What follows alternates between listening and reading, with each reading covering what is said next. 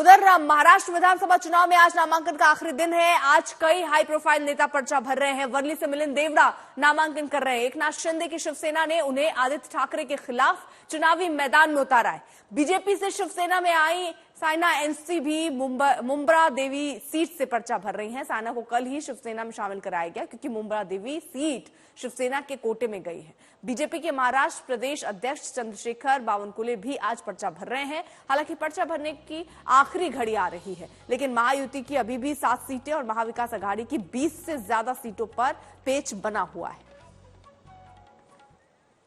धर्म न बाळगता या माझ्यासाठी सर्व जनतेला इस वक्त हम मिलिंद देवड़ा के साथ यहाँ पर मौजूद हैं। आप देख सकते हैं वो नॉमिनेशन फाइल करने के लिए वर्ली से इस वक्त जा रहे हैं। उनको आप कह सकते हैं कि वर्ली से लड़ने का मौका मिला है।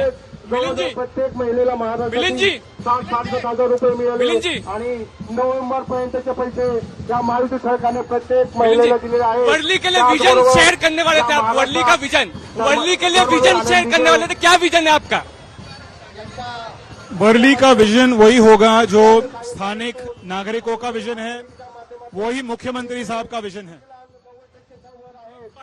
ये चीज है कि जो वर्ली के एमएलए थे 5 साल, उनका ऑफिस वर्ली में नहीं है, वो अवेलेबल लोगों के लिए नहीं थे। इस चीज को आप कैसे चेंज करेंगे? देखिए, मुख्यमंत्री साहब स्वयं इस क्षेत्र के उम्मीदवार है। मिलिंद देवड़ा केवल एक माध्यम है। वर्लीकरों की समस्या मुख्यमंत्री तक मुझे पहुंचाना है।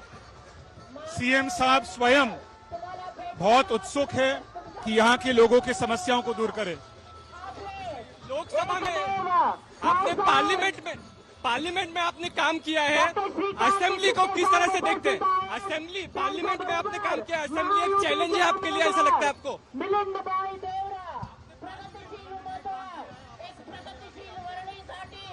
मैं वर्ली करो, मुंबई करो, दक्षिण मुंबई करो के लिए हमेशा काम करने को तैयार हूं। एमपी हूं या ना हूं, my aim is to work for people. हमारे संबंध दक्षिण मुंबई और मुंबई, ये कोई हमारी जन्मभूमि है, कर्मभूमि भी है।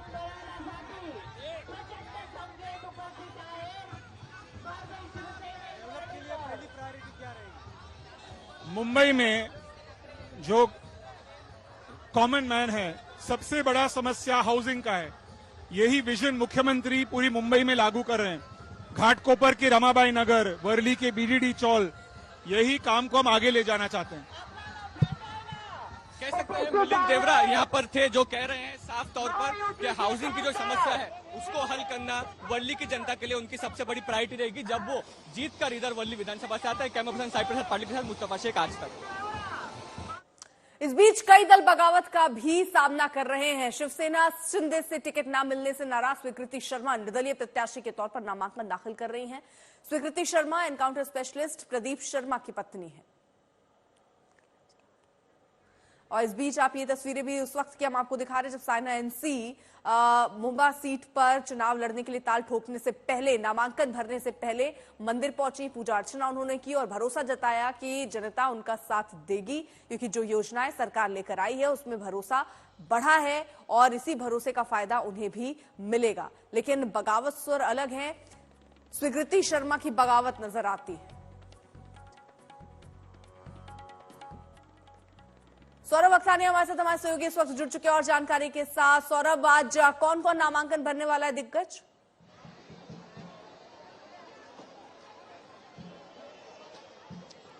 जी देखिए, आज काफी बड़े नाम है। सबसे पहले तो आज सबसे ज्यादा बगावत करने वाले जो लोग हैं वो नामांकन भरेंगे। गोपाल शेट्टी 7 बार एमपी रह चुके हैं। आप समझिए 7 बार वहां पर एमपी रह चुके हैं।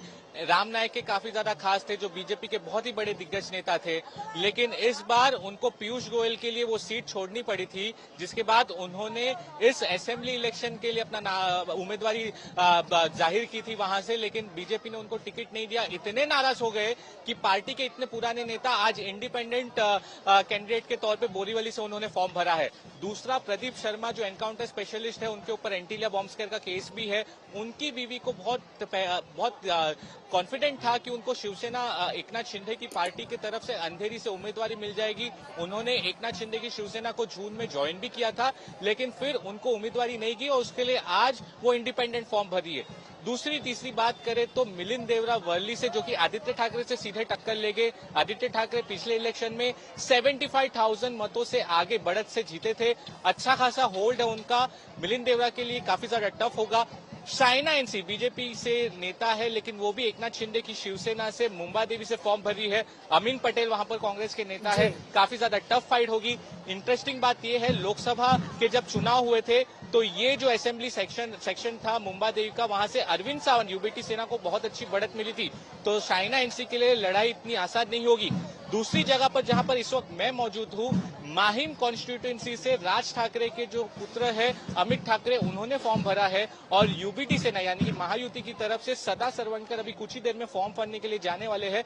बीजेपी का इसका जबरदस्त विरोध है। बीजेपी का ऐसा कहना है कि राज ठाकरे जो पुत्र है अमित ठाकरे पहली बार चुनावी मैदान में उतर रहे हैं, तो उनको एक अच्छी फाइट, मतलब उनको कोई अपोजिशन नहीं होना चाहिए, उनको अपना कैंडिडेचर वापस लेना चाहिए। लेकिन सदा सरवणकर अपनी बात पर अटल है और बस कुछ ही देर में यहाँ पर फॉर्म भरने निकलेंगे। और सबसे महत्वपूर्ण बात, 3 बजे का समय लास्ट है फॉर्म भरने का, लेकिन अभी भी कई ऐसी सीट है महायुति की और महाविकास आघाड़ी की जहां पर फॉर्म अभी तक बटे नहीं है और उम्मीदवारी घोषित की नहीं है। यानी कि बहुत ही टाइम क्रंच है और बस कुछ ही देर बाकी है फॉर्म भरने के लिए। 3 बजे तक ही आप नामांकन भर सकते, लेकिन अभी भी पेच जो है उस सीटों को लेकर फंसा हुआ है।